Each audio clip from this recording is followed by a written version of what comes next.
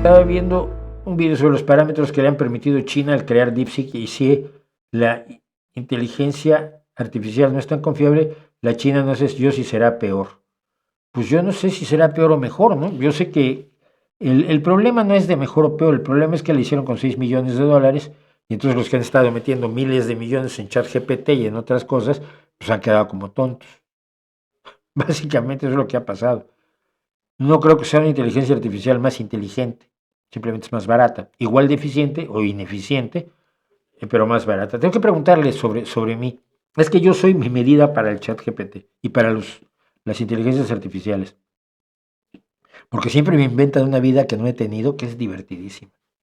Luego, sí aciertan en algunas cosas, lógicamente, pero luego, sobre todo a la hora de los libros, me inventan libros que nunca escribí, nunca ponen los libros que sí escribí, me inventan premios que nunca me dieron, nunca ponen los pocos premios que había recibido, en fin,